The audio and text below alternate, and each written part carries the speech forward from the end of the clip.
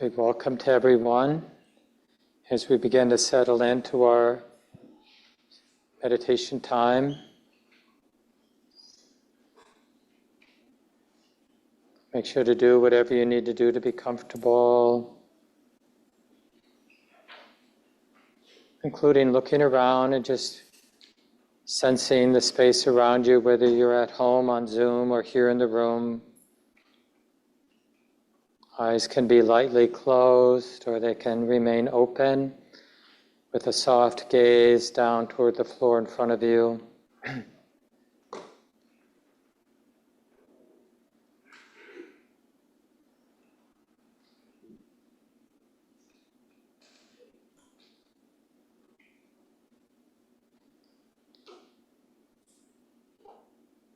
And we want to sense this settling time at the beginning of a meditation period as one of the most natural things.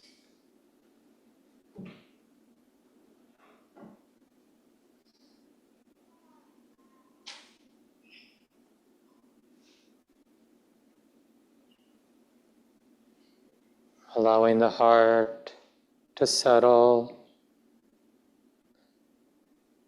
And if you need to, just asking the question, is it okay? Is it okay for this body and this mind to relax? Maybe not completely, maybe just a little. Is it okay to soften, for example, around our eyes, whether they're open or closed? See if you can even feel the eyes resting in the eye sockets.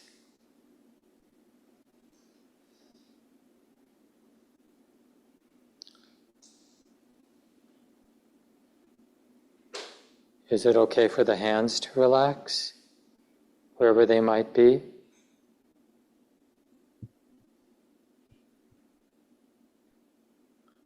Release what can be released.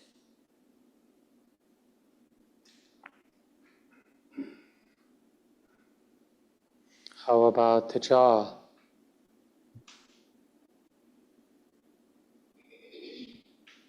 And the tongue? Whatever's not needed, whatever tension is unnecessary, is it possible for there to be a releasing, a softening, a relaxation? The entire mouth,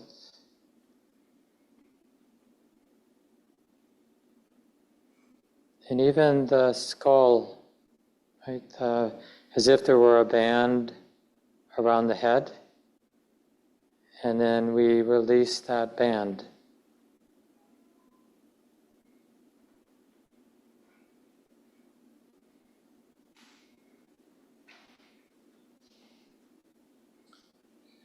Can the throat soften a little? Have more of a feeling of being open and soft, released.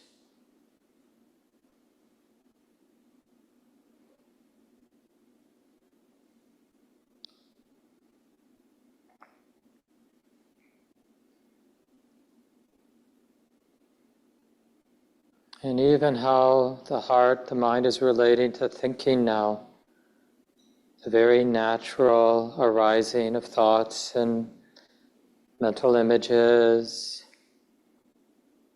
any of the mental activities that come and go. Is there a way to be relating free of any friction, any need to control or get on top of things?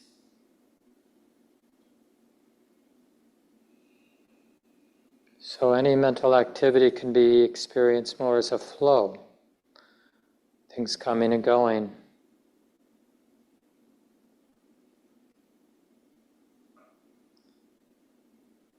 Such a relief not to need to have an opinion about our thoughts, not to either like them or not like them or feel like they require some response.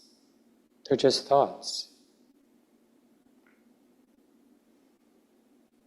Some thoughts are helpful, some thoughts are silly, not helpful, just habits unwinding, expressing themselves.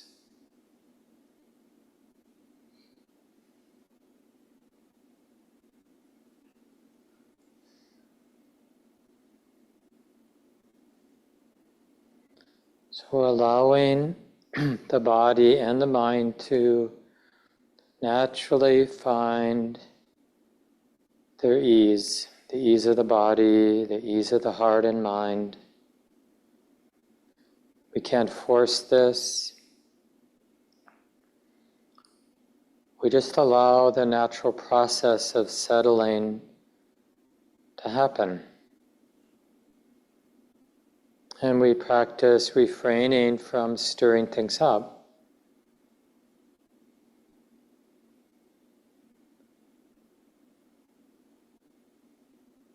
And the way we support the settling is by trusting this natural settling of the body and the mind and appreciating it, appreciating the felt sense of the settling, which is really just this quality of well-being or ease. Ease of the body, ease of the heart.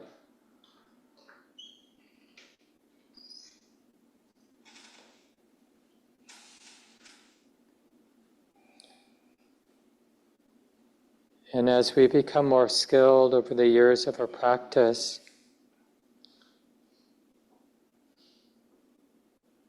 we begin to have intuition about settling, the releasing of what's extra. Almost as if you're learning to sense gravity or the gravitational pull of the earth. There's also a gravitational pull towards simplicity, toward release, letting things cease. See if you can sense that now, in the body, in the heart and mind.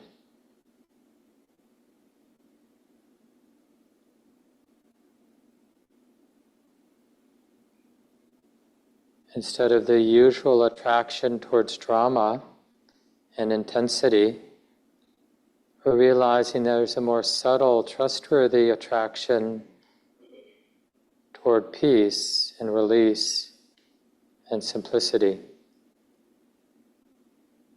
So let's continue in silence now. We'll just do the best we can. Let that be good enough.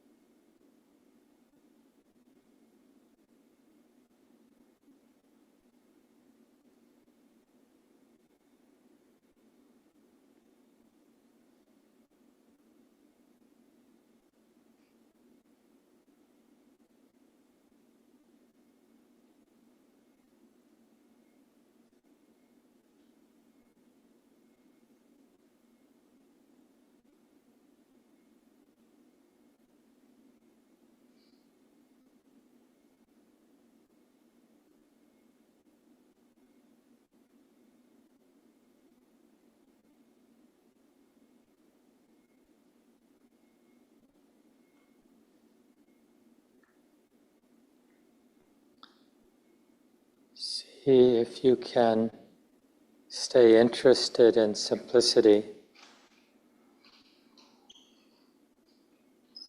letting things become really simple and naturally allowing what's extra to cease, to end.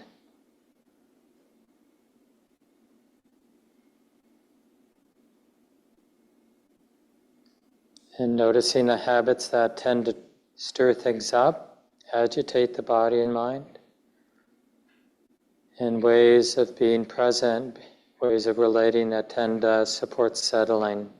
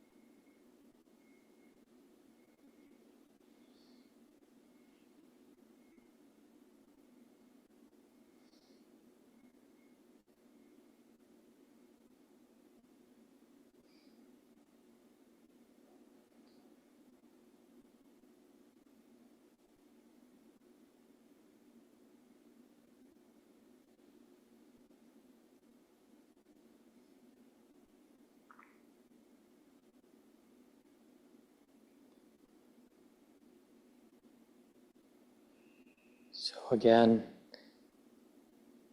we don't make things simple. We don't force the body and mind to settle. The practice is more about recognizing this natural settling process. Like I mentioned, a gravitational pull towards simplicity, toward a releasing of what's extra. So we appreciate that, we recognize it, we trust it.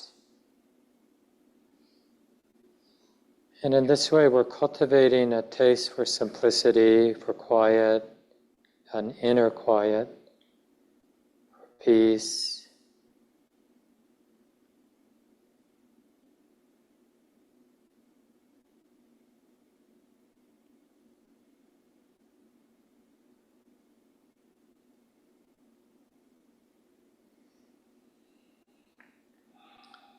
For the body being undefended, the heart being undefended.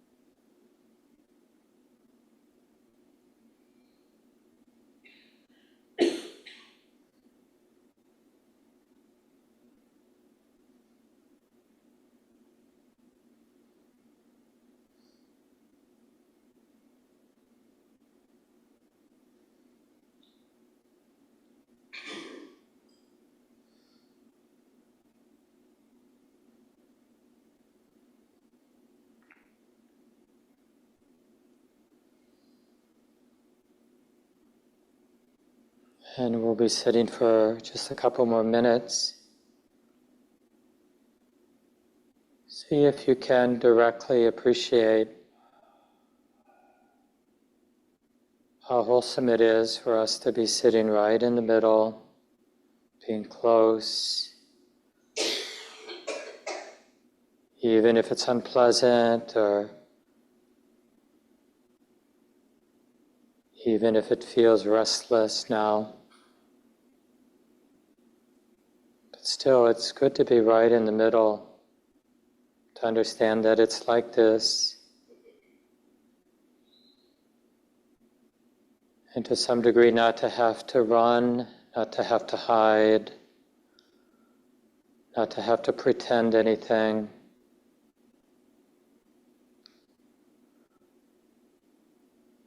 So in a way, our practice is learning how to be real, learning how to be real with ourselves, uncontrived, not idealistic, not pessimistic,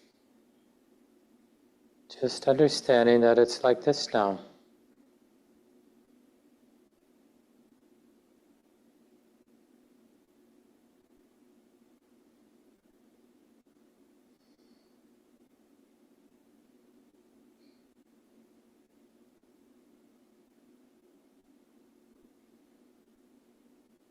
And we can, each of us in our own particular way, it's good as we finish up our sitting time to resolve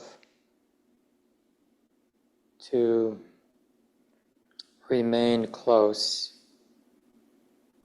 to stay connected not with the idea of who I am or what my life is, but to stay close to the actual moment-to-moment unfolding, the felt sense, this embodied experience here. Resolving to remember, to not forget.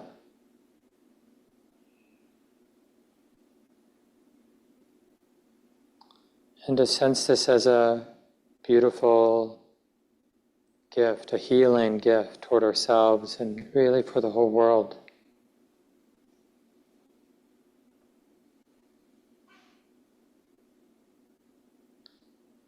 Living with integrity begins with this felt sense of this body, this sensitive heart right here and now.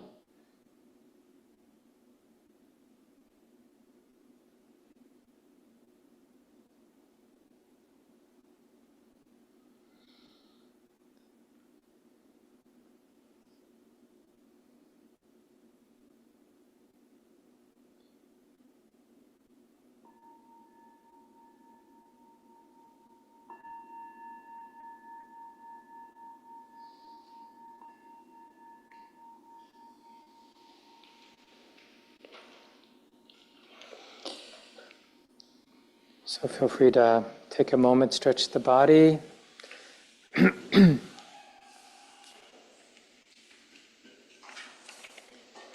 So good to see everybody here. If you're new, my name's Mark Nunberg. I'm sitting next to Shelley Graff, the other guiding teacher here at Common Ground. And a little later, we'll do the refuges and precepts together. That's why Shelley's sitting up here with me to help me with that. A couple of announcements before we go on. You probably noticed the tables in the lobby.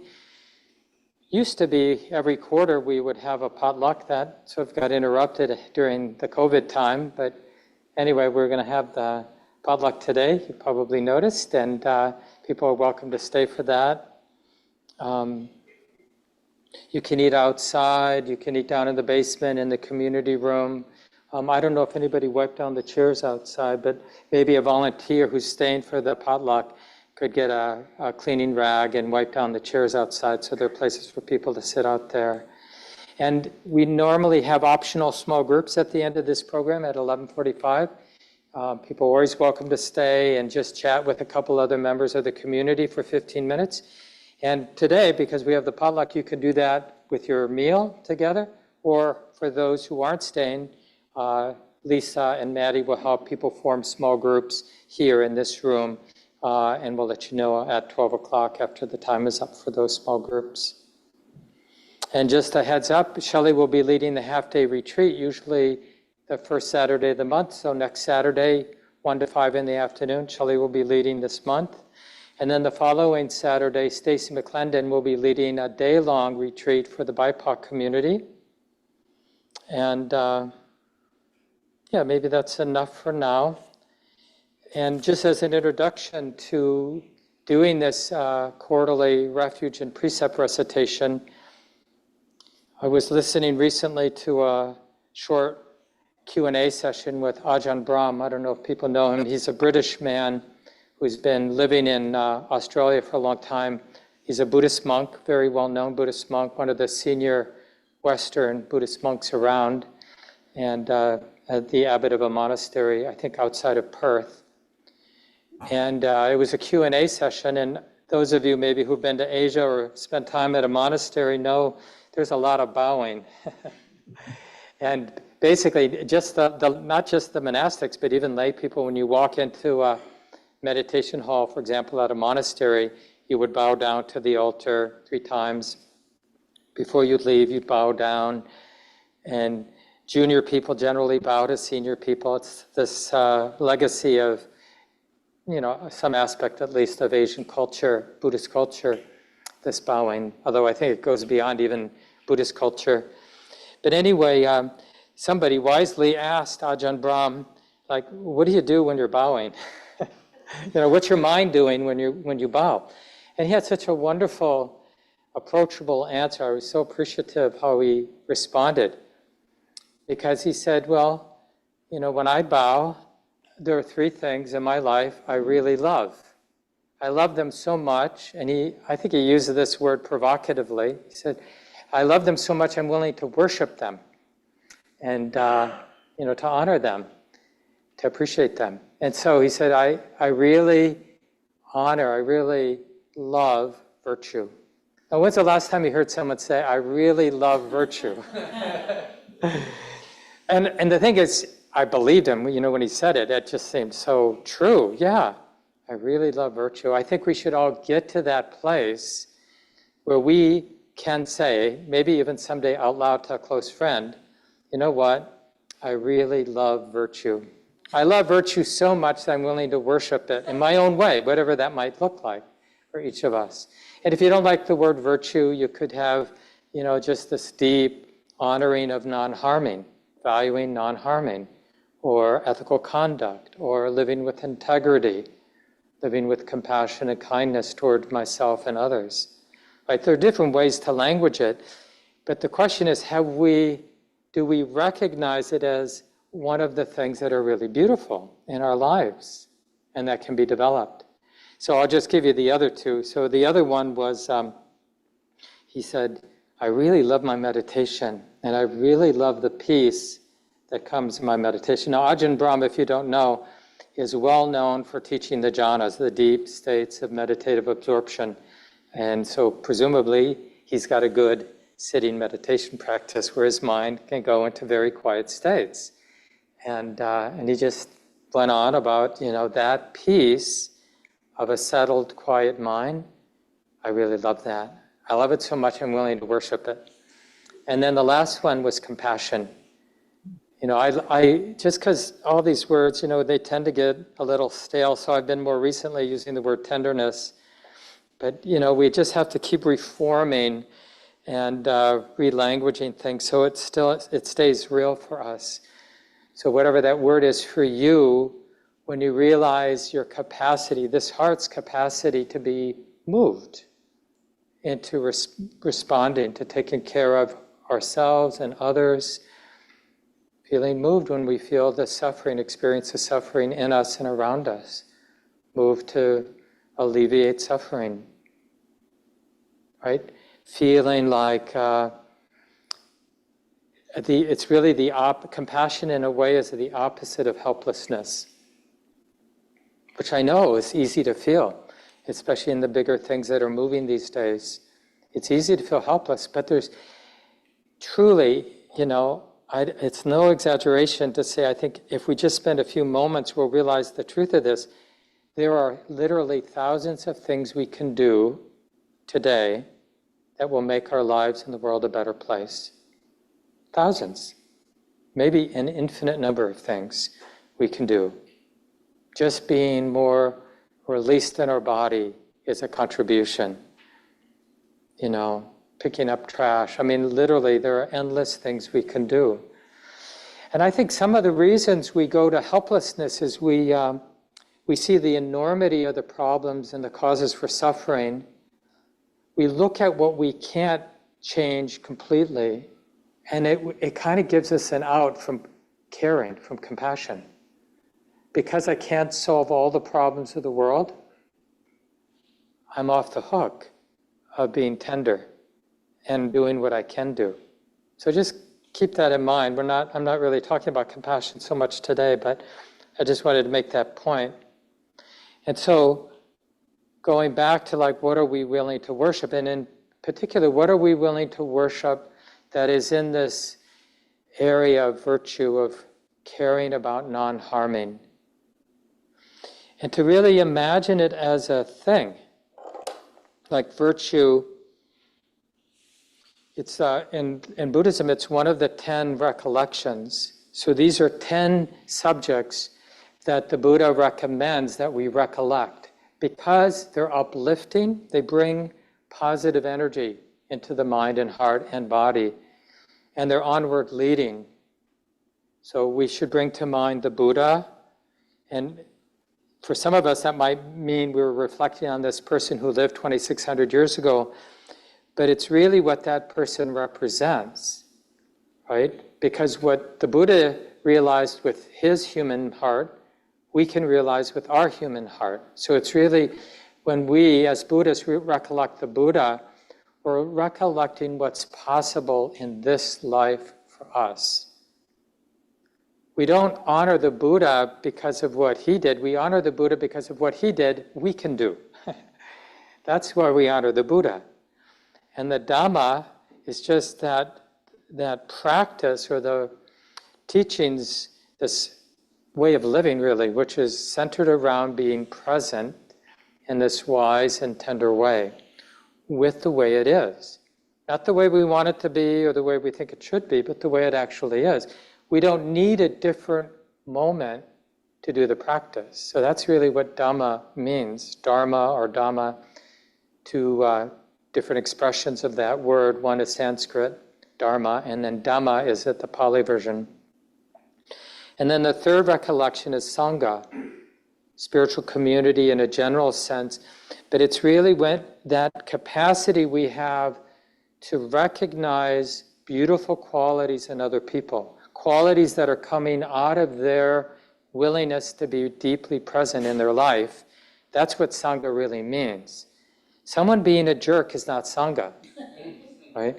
But when somebody acknowledges that they were a jerk, right, that's a beautiful quality. We want to, that comes out of wisdom. That comes out of compassion. That doesn't come out of ignorance. We want to see that in ourselves and we want to see that in others. So that's the third recollection. And then the fourth recollection is virtue, right? So this is a meditation object. It may seem a little weird, but traditionally, like if you studied with an Asian teacher, and you were struggling in your practice and generally in your life, the teacher might say to you, you know what, you should go recollect your virtue. And there's a funny story about one of my teachers and someone Shelley studied with as well, Joseph Goldstein, where his teacher, Sayadaw Pandita, said that to him. And as a Westerner, when we hear someone say, you should recollect your virtue, we just would assume, well, all the bad things I've done, all the ways I haven't lived up to this value of non-harming. But that's not what Sayadaw Pandita meant, this Burmese monk. He meant, no, you're struggling right now in your practice. You should remember, you should bring to mind all the good that's there in your life. All the times you could have been a jerk or could have taken what wasn't yours or could have caused harm, that the mind, the heart knew well enough to refrain from doing that, right? All the moments of patience, all the moments of goodness in our lives. We don't really honor those. Like, when's the last time with a good friend, a dear friend, you took a walk together and you were acknowledging to them the good acts of the last week that you were able to sort of express in your lives? But that's actually one of the topics for conversation the Buddha recommends. Like, instead of talking about politics or TV shows, it would be really healthy for us to to mention to each other those places in our lives where we noticed the heart was really good. The way we handled the situation was wise. The capacity to refrain from acting out habits that are less than wholesome, that was wonderful. Let me tell you about it, you know. And it starts to get contagious, because then they remember their goodness. So that's the recollection on virtue. And I'll just mention the others quickly. Generosity, right? Recollecting acts of generosity, our own and others. And peace, moments of peace, the body, the breath, recollecting death. And then the last one may seem a little sort of culturally specific, the devas, the angelic or celestial beings, to recollect them. But the reason this is important as part of our spiritual practice is when we recollect, and you can even think about human beings that seem to have only good things showing up in their life.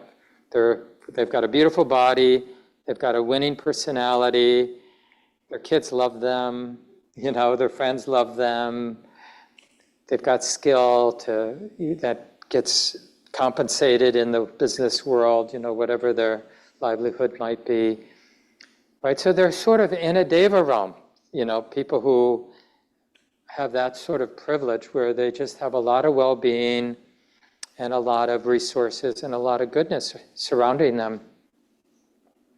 And the reason we want to recollect those people isn't to cultivate envy or jealousy, but to realize, oh yeah, it's possible to set, even in this mundane way, it's possible to set good in motion, just like it's possible to set bad in motion. You know, generally, like when you think of novels and movies and podcasts and television shows, it's usually about the downward cycle. Like what percent of literature and just entertainment generally is about a human being going down the toilet? You know, bad stuff happening to people. And generally it's a morality tale. You know, somebody's done bad stuff, and then eventually, if you get to the end of the, you know, number of episodes, bad stuff happens to the bad person, you know. But we don't have an equal number of stories about good things happening to people who act wisely, kindly, compassionately, generously, with virtue, do we? And that's really why the Buddha recommends that 10th recollection, recollecting on beings, you could say, that are experiencing the results of having lived with a lot of virtue, a lot of generosity, a lot of kindness, a lot of wisdom. That sets good in motion. And you can just experiment with your own life. It's not something to believe in necessarily, but we want to check it out. And this is really the basis of Buddhist wisdom. You know, we're developing the continuity of present moment awareness, that stability and continuity of seeing things as they are, so we can discern cause and effect. Oh, this is how this has come to be. This relationship I have with this important person in my life is in the toilet right now. Oh yeah, I neglected them there. I was frustrated with something else, but I expressed it in my relationship with them over here. You know, we just start, because of the continuity of present moment awareness, we really see what set this problematic way I am now in this relationship, what set that in motion? It didn't come from outer space. There were causes that this relationship is thriving or this relationship is not thriving. I'm not saying it's simplistic, it's complicated. It's complex, a lot of it can be quite subtle, but it's discernible. That's the important thing. Otherwise we wouldn't be able to learn. If we couldn't learn from cause and effect, we would basically be helpless just repeating the habits that are already established in our mind. There would be no possible transformation. But clearly there is transformation.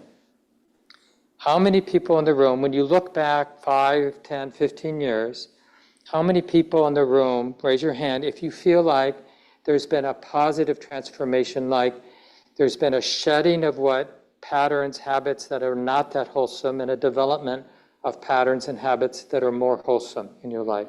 Hands up if you feel like there's been, right? So that's like proof. There is a way to transform the heart, or unless you think that you were just lucky that things have gotten, some things at least have gotten deeper, wiser, kinder, more in line with what is good. No, it's because we're paying attention feebly a lot of the time, right? We don't have that perfect continuity, stability of present moment awareness. But the more we cultivate it, the more the mind discerns cause and effect, what sets good in motion, what sets suffering in motion. This is the whole process, all the way to full awakening. It's just relying on that stability of present moment awareness to discern cause and effect. Because the release of the most subtle aspect of ignorance, like taking things personally, that arises simply from many, many, many times observing how the taking things personally is a cause for suffering, and the more space around taking things personally is a cause for release or freedom in life. It's really a natural process. So just to finish up this talk about virtue, so maybe this can be a thing for us where as we're moving through our day, so not just in your formal city time, but this is really a practice for all day long. It's like we're training the way we perceive, the way we see the world. We're looking at ourselves, or we're looking at a friend, we're looking at people at work, we're looking at our families, people in our family. And what we're really seeing is the quality of motivation and intention that leads to action. This was the instruction the Buddha gave to his son, who became a monk. Before the Buddha left to become a spiritual aspirant, he had been married and had a child. And so it's a pretty provocative thing to leave the family. It's a little different culturally than it is today because of the ways that families operated back then. But anyway, still a provocative thing. But anyway, later the son, Rahula, became part of the Sangha, part of the monastic Sangha, even as a young boy. I think he was 8 or so when he became a novice monk. But in one interaction between the Buddha and his young son, he said, before you think something, before you speak something, before you do something, you should contemplate, is this for my well-being, the well-being of others, the well-being of both? And while you're thinking that or saying that or doing that, and after you've said that or thought that or done that, you should be reflecting. Is this for my well-being, the well-being of others, the well-being of both? So this is really the Buddha saying, as we live our life and we have to think, we have to talk, and we have to do what we have to do in our lives, but really what we're training to be in the forefront is this perception. Like, what is the motivation that's operating right now? And not just in me, we sense it in others too. What are the motivations, the intentions that are operating in me and those around me? Is it for my well-being, the well-being of both, the well-being of everyone? And just to keep seeing that, this is part of that discernment process of what sets good in motion, what sets suffering in motion. And the more we do that, the more when we're around somebody, and remember that somebody is ourself sometimes, when we're around somebody who is really, their heart is established in goodness, then it's really a thing of beauty. We can feel so moved. We actually feel it when we're around somebody. In Buddhism, we call it the gift of non-fear. Like when you're around somebody with a lot of integrity around non-harming, right? There's something magnetic, like I really, and not that we even say it out loud, but it's this sense, I really trust being around you, right? I feel like I can really trust you. Like, you know, the habit energies, the sort of collection of motivations and intentions that tend to show up in you, from what I've seen, trustworthy. And there are other people, and again, sometimes that's us, And the sense is just the opposite, like the habits, the motivations, the intentions I sense in me and you, I don't really trust them. They seem to be a cause for suffering for myself and others, right? So we have a different way of relating, a different way of understanding. Oh yeah. You know where I've really started to notice this? Like I've wondered over the years as I've become so much more sensitive, morally sensitive, and I moved to tears in ways that it would, if it was public, thank God that we now indulge in entertainments mostly by ourselves and our screens instead of going to theaters and stuff.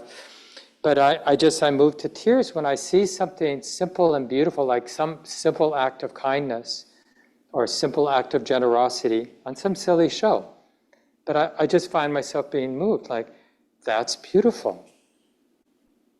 And my heart's moved. I just like as if we see something truly beautiful. The heart is naturally moved. And the same way there's a natural repulsion when we see somebody entangled in hate. And not so much a judgmental, like, I hate you or because you hate, but like, oh yeah, that's not good. Right? It's like when you're watching a tragedy and you see somebody making choices, it's like, what do we say to each other? Oh, it's really hard to watch. I mean, even a silly TV show. I thank God again for the new devices where you could skip ahead 10 seconds. It's like, it hurts my heart to see the writing on the wall, like when someone is acting out unskillfully and we know what goes around comes around. Do you know what I mean by that? But see, in Buddhism, we want that sensitivity. We call that moral sensitivity, or hiri ottappa is the Pali phrase. That wholesome regret, that wholesome concern, like it matters how we're relating. And we want to actually cultivate this perception. And of course, there are all kinds of shadows, but there's always shadows. So the shadow here would be judgment. Like, oh, you're bad, or you're good, and categorizing people according. But actually, the more we develop it, the more it just brings out compassion. I mean, we might need to protect ourselves from people who are really acting out unskillful intentions, but we don't hate them, right? And when we do hate, we should really ask ourselves, what would it be like to be that person? Do we want to be that person with that kind of mind, acting out those sorts of motivations and intentions? No, I don't want to be that person. They probably on some level don't want to be that person either. They just don't know another way.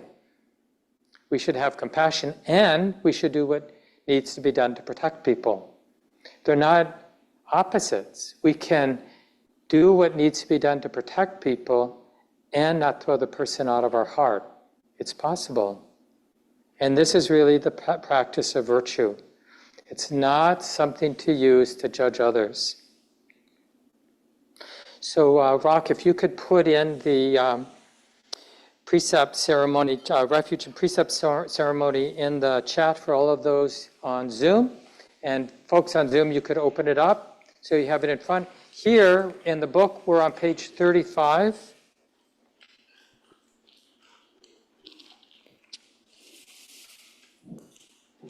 That next one, Paul. And so the way this works, we do a few things from the tradition. So some of us will use this gesture called Anjali. Some of you recognize this. I certainly do as a Catholic, growing up Catholic. Feel free to use it if you want. It's just a sign of respect. So we start by doing a Namo Tassa chant. You'll see that after the first paragraph. That's just a way of acknowledging our teacher, the Buddha. So in Buddhism, we think of this person as a person who represents what's possible for all of us. And we respect that teacher. So we acknowledge that. We do the Namo Tassa chant 3 times, just one line. Then we take refuge in the Buddha, Dhamma, Sangha 3 times. So the second stanza there, Dutiyampi, just means for a second time and then for a third time. And then the next part is about the virtue. We call them precepts. And we'll do the 5 precepts. We'll chant in Pali first, and then in English. Don't worry if you don't know the Pali, just listen. As you get a sense of it, feel free to join in. A lot of people in the room know the Pali. And then just to help us understand how we might contemplate each of the 5 precepts, Shelley will read some comments from a respected teacher. Some of you know Thich Nhat Hanh, a Vietnamese monk who passed away maybe 5 years ago. One of our great elders bringing Buddhism here to the West in the last century. And as you hear Thich Nhat Hanh's way of contemplating each of the 5 precepts, just see what that might feel and look like. And Shelley will give us a few moments to reflect on that after each of the 5 precepts. Is the handheld mic available? Oh yeah, I think Lisa has a mic. Want to just help Lisa pass it forward to Shelley? Here. Oh yeah, no, I guess I need mine too.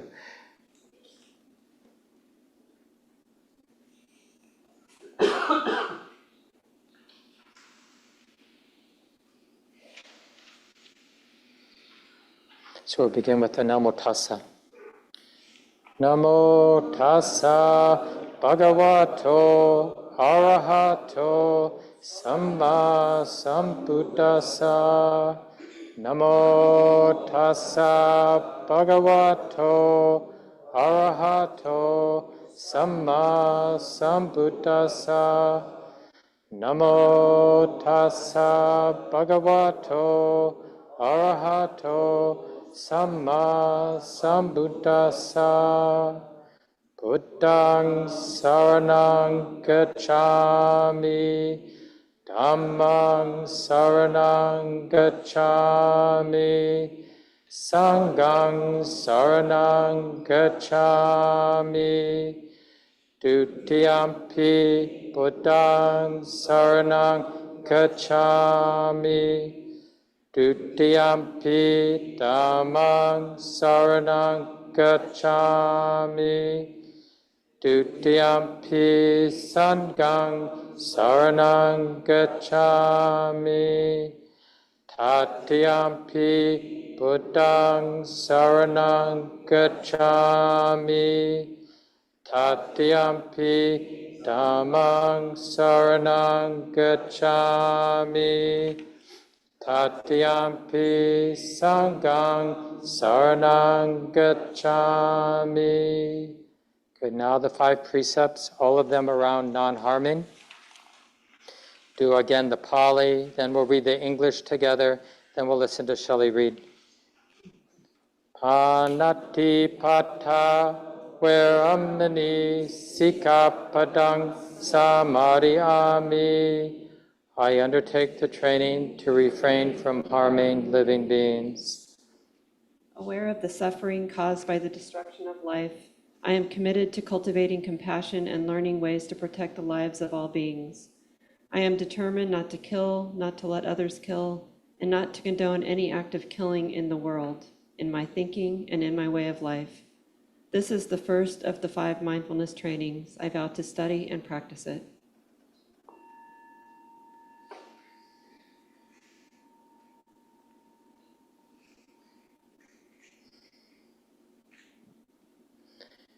Now the second. Adinadana Veramani Sikapadang Samadhiyami. I undertake training to refrain from taking that which is not given.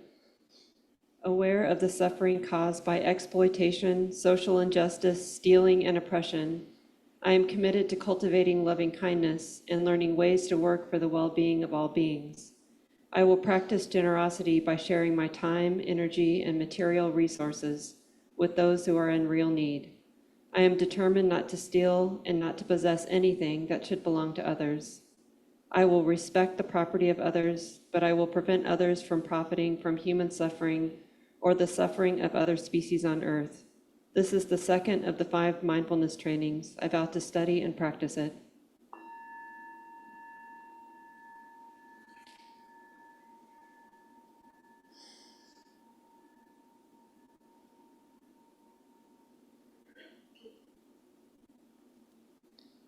And now the third. Kame su mitchachara, where amini sikapadang samadhiyami. I undertake the training to refrain from causing harm through sexual misconduct. Aware of suffering caused by sexual misconduct, I am committed to cultivating responsibility and learning ways to protect the safety and integrity of individuals, couples, families, and society. I am determined not to engage in sexual activity without love and commitment. To preserve the happiness of myself and others, I am determined to respect my commitments and the commitments of others. I will do everything in my power to protect children from sexual abuse and to protect couples and families from being harmed by sexual misconduct. This is the third of the 5 mindfulness trainings. I vow to study and practice it.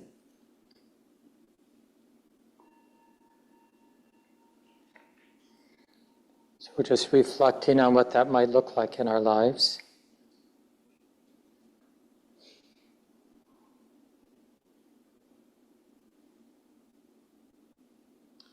And now the 4th.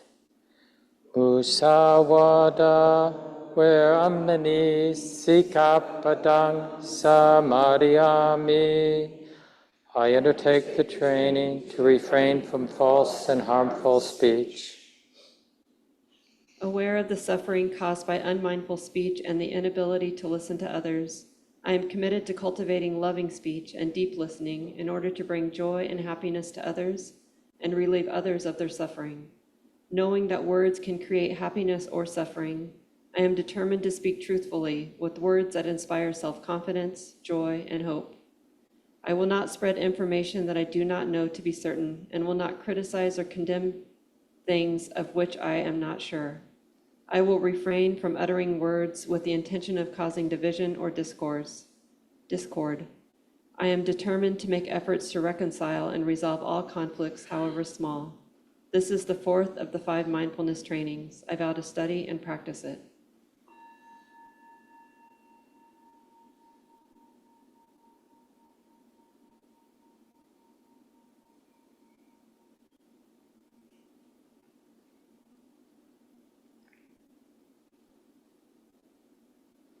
And now the 5th.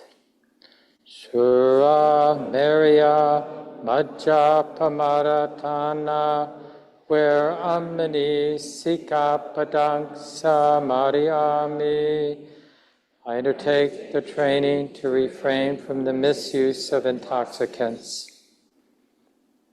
Aware of the suffering caused by unmindful consumption, I am committed to the cultivation of good health, both physical and mental, for myself, my family, and my society, by practicing mindful eating, drinking, and consuming. I will ingest only items that preserve peace, well-being, and joy in my body and my consciousness, and in the collective body and consciousness of my family and society. I am determined not to misuse alcohol or any other intoxicant, or to ingest food or other items that undermine spiritual growth, such as wholesome TV programs, magazines, books, films, and conversations. I am aware that to damage my body or my consciousness with such poisons is to harm all beings.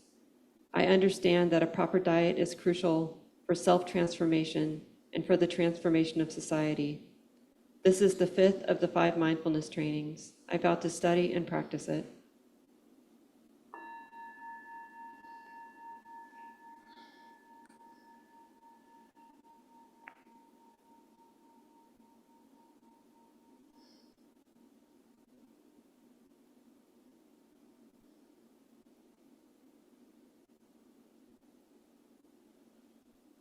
And then we close with what's at the bottom there. Idame silang magafalanyanasa pachayo hotu. May my conduct lead to attainment, deepest fruits of liberation. So that's the precept and refuge and precept ceremony. And remember, there's a document that I have for the group every week. So if you look at the calendar on our public calendar online for the Sunday morning program, there will be a link there for a Google Doc, and it will have the link for the refuge and precept ceremony in case you want to have it.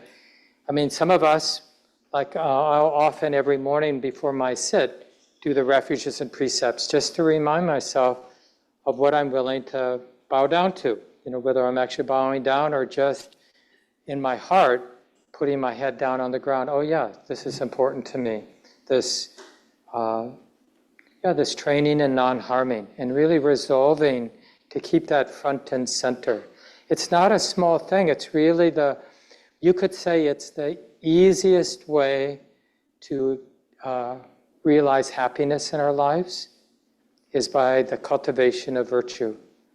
And if you're interested in something else, it's also the easiest way to cultivate unhappiness by ignoring virtue in your lives. Like somehow thinking it doesn't matter.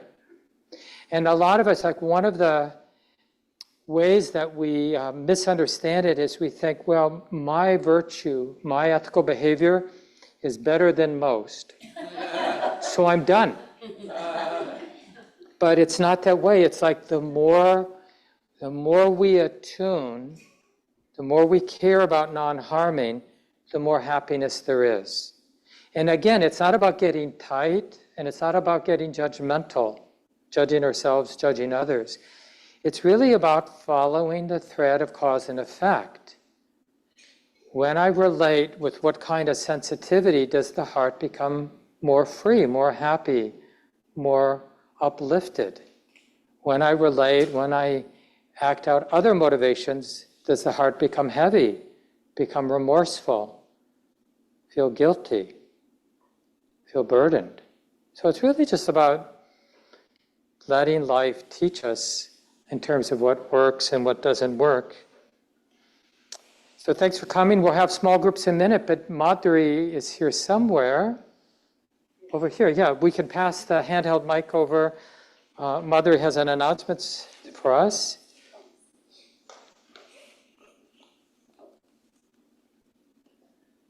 Hi everyone, my name's Madhuri, Cosset Shores. I just wanted to introduce myself. I joined the board of directors of Common Ground this year, and the chair of the board as well as of this year. And just wanted to introduce myself to the community. A few of you may know me, but some may not because I was away for a while and have recently returned. But yeah, Common Ground's been a spiritual home since 2012, and practice preceded that for some time as well. And when my kids were little, we'd bring them to the children's program, and a lot of memories of them singing up on stage here. So yeah, and I was one of the people in the room. I know many people raised their hand about the transformational experiences that we've had, likely through practice. So just feel a lot of gratitude to be able to give back to the organization. Please stay for the potluck if you have an impulse like you want to escape. I encourage you to stay. I'm really glad I did so many years ago. It's a great way to just start, if you don't know people here, if you're new, to build spiritual friendships. This practice is like we're really kind of going against the grain of our cultural and social conditioning for many of us. And I think, spiritual friendships, being able to see goodness in others, like that's really keeps us going, and the world needs it. So are any other board members here at the moment? Yay, okay, all right, so I just wanted to introduce, we have a fabulous board of directors, like fierce, warm, loving, skilled. Arlita Little is over there. She is our most recent chair, and appreciate so much Arlita's service and that she's stayed on as well. I don't know if anyone's on Zoom potentially. Philip Cryan is our vice chair. Omkar Saradewakar is our secretary, and our treasurer is Rick Condon, and of course our co-guiding teachers Mark Nunberg and Shelley Graff. Oh, is Rick up there? Hey, Rick. Yeah, hi. I'm here. Hello, everyone. Yeah, so please approach us love to chat, receive feedback, hear about your experiences with Common Ground. We're always trying to improve things here, appreciate difference, and make this a spiritual home for folks in a very inclusive way. So, yeah. So, wishing you well. Keep practicing. Peace. Thanks, Madhuri. And then just also, Madhuri is going to be beginning a community group that's going to study Sadhu U Tejaniya's book, Dhamma Everywhere. It's a great book, and Madhuri will be leading that. It will begin the last Thursday of October. Is that the 30th? Yes. The Thursday, for 7 Thursdays, 9:30 to 11. And we'll have information in the weekly newsletter.